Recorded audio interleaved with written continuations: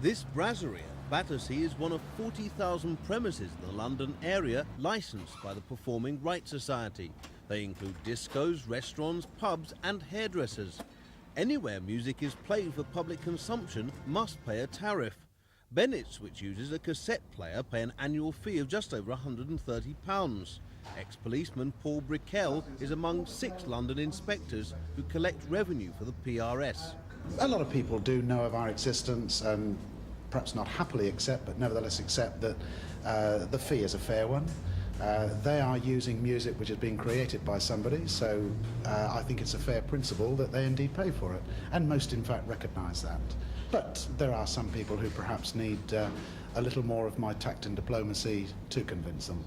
Royalties are paid to the 20,000 members nationally. In the capital, about £6 million a year comes in this way. The big money comes from film, television and radio. Each time a 3-minute tune is played on Capital Radio, for instance, the PRS collect £11.71. For network television, it's £291.53.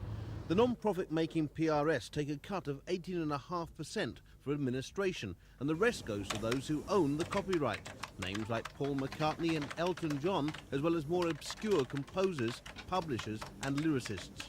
The society was established in 1914. One of the founders was William Boosey of Boosey and Hawkes, the famous sheet music publishers. Holst, composer of the classic Planets, earned £31 from royalties in 1927. By 1985, after his death, his estate was receiving more than £135,000. Nowadays, broadcasting and public performance, as well as, of course, as royalties from records, are the main staple of a composer's livelihood. There are still thousands of premises where music's played, but revenue to the PRS isn't forthcoming, enough to keep the army of inspectors busy for at least another 75 years. Mark Wadsworth, Thames News.